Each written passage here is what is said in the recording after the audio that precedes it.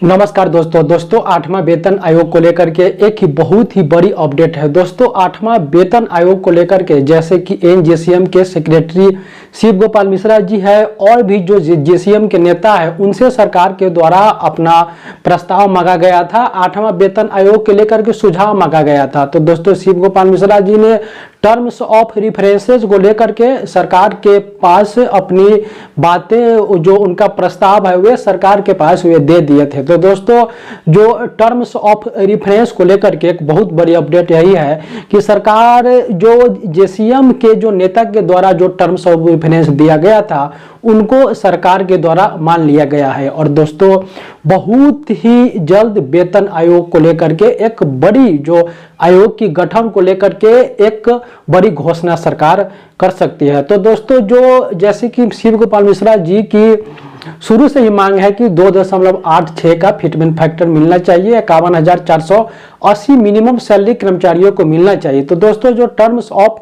रिफरेंसेस जो सरकार ने बात मानी है तो उनमें एक महत्वपूर्ण मुद्दा यह भी उनमें दिया गया है लेवल मर्जर का। जैसे कि दोस्तों आप जानते हैं कि जो वर्तमान में जो लेवल 5 से नीचे की जो कर्मचारी है उनकी बहुत ही सैलरी कम रहती है। तो इसमें टर्म्स ऑफ रिफरेंसेस में लेवल मर्ज को लेकर के एक बड़ी बात बताया है कि लेवल 1 से लेकर के 6 तक की जो लेवल है उसको मर्ज किया जाएगा और सिर्फ 3 ही लेवल बनाया जाएगा। दोस्तों ऐसा होगा कि लेवल 1 और 2 को मिलाकर के लेवल 1 बनाया जाएगा, लेवल 3 और 4 को मिलाकर के लेवल 2 बनाया जाएगा और 5 और 6 को मिलाकर के लेवल 3 बनाया जाएगा।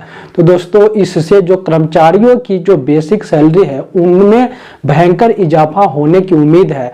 ऐसा दोस्तों इसीलिए किया जा रहा है कि लेवल मर्ज से कर्मचारियों को 8वां वेतन आयोग में अधिक फायदा होगा।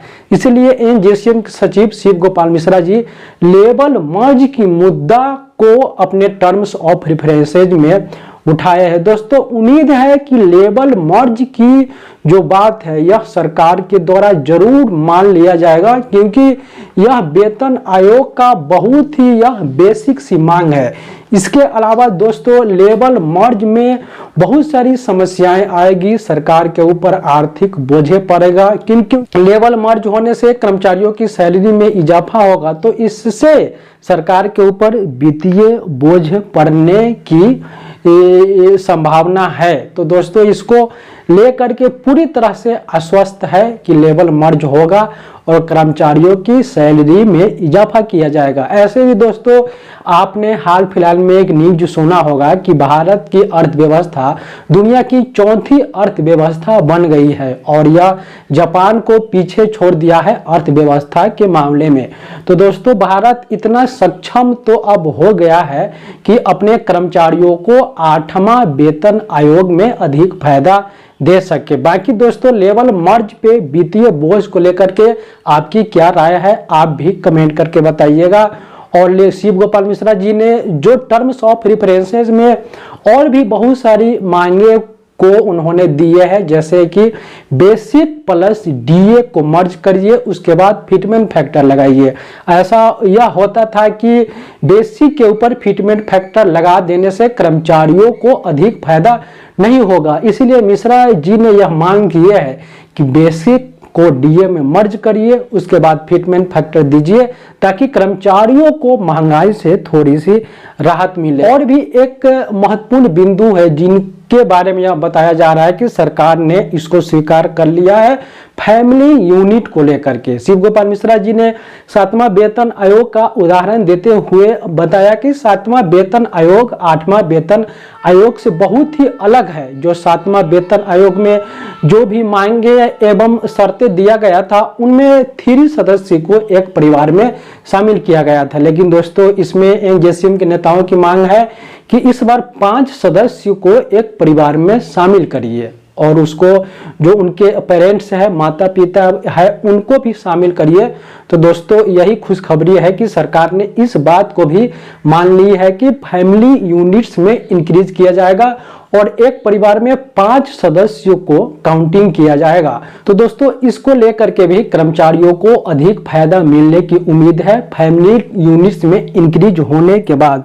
और एक और मांग यह सरकार के द्वारा मान लिया जाएगा, यह भी पूरी संभावना है कि नए नए अलाउंसेज है, जैसे कि 7वां वेतन आयोग में भी बहुत सारे नए अलाउंस को शामिल किया गया था। तो इस बार भी कर्मचारियों की उसकी जीवन स्तर को देखते हुए कर्मचारियों को 8वां वेतन आयोग में अधिक प्रेफरेंस देते हुए नए नए अलाउंस को भी इसमें ऐड किया जाएगा और कर्मचारियों को इसका फायदा दिया जाएगा। खास दोस्तों, फिटमेंट फैक्टर पर बहुत ही बड़ा प्रश्न है।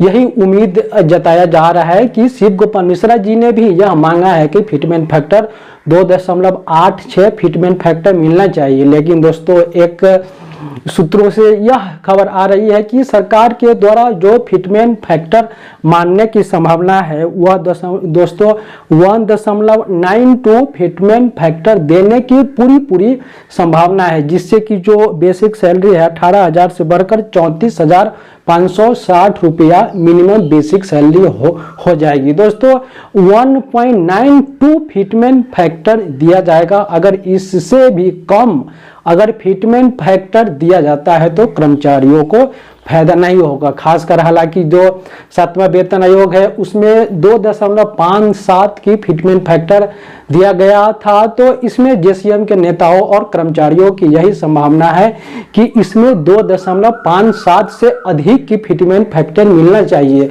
जो all India NPS employ federation के राष्ट्रीय अध्यक्ष डॉक्टर मंजीत सिंह पटेल है, उनका कहना है कि 2.10 की फिटमेंट फैक्टर कर्मचारियों को मिलना चाहिए। एनएफआईआर के जो नेता है, जो एम राघवैया है, जो जेसीएम के भी नेता है, उनका मानना है कि 2.0 की फिटमेंट फैक्टर मिलना चाहिए। और जैसे कि शिव गोपाल मिश्रा जी के बारे में आप जानते हैं कि 2.86 फिटमेंट फैक्टर मांग रहे हैं। लेकिन दोस्तों, एक उम्मीद यही जताया जा रहा है, एक संभावना है कि 1.92 की फिटमेंट फैक्टर से अधिक 8वां वेतन आयोग में मिलने की उम्मीद नहीं है। आप क्या सोचते हैं? आपके हिसाब से कितना तक का फिटमेंट फैक्टर सरकार दे सकती है? आप भी कमेंट करके बताइएगा। और दोस्तों, यही अपडेट था कि जो टर्म्स ऑफ रेफरेंसेस की जो मांगे हैं वह सरकार के द्वारा मान ली गई है और बहुत ही जल्द 8वां वेतन आयोग के अध्यक्ष और सदस्यों की नियुक्ति कर ली जाएगी और जल्द ही इस मांगे वेब शर्तें पे काम शुरू हो जाएगी और समय से 1 जनवरी 2026 से 8वां वेतन आयोग का लाभ सभी कर्मचारियों को दे दिया जाएगा। है कि शिव गोपाल मिश्रा जी ने भी यह मांगा है कि फिटमेंट फैक्टर 2.86 फिटमेंट फैक्टर मिलना चाहिए। लेकिन दोस्तों, एक सरकार के द्वारा जो फिटमेंट फैक्टर मानने की संभावना है वह दोस्तों 1.92 फिटमेंट फैक्टर देने की पूरी संभावना है, जिससे कि जो बेसिक सैलरी है 18,000 से बढ़कर 34,560 रुपया मिनिमम बेसिक सैलरी हो जाएगी। दोस्तों 1.92 फिटमेंट फैक्टर दिया जाएगा। अगर इससे भी कम अगर फिटमेंट फैक्टर दिया जाता है तो कर्मचारियों को फायदा नहीं होगा। खासकर हालांकि जो 7वां वेतन आयोग है उसमें 2.57 की फिटमेंट फैक्टर दिया गया था, तो इसमें जेसीएम के नेताओं और कर्मचारियों की यही संभावना है कि इसमें 2.57 से अधिक की फिटमेंट फैक्टर मिलना चाहिए। इसी प्रकार के अपडेट के लिए आप हमारे साथ बने रहे। दोस्तों बहुत बहुत धन्यवाद।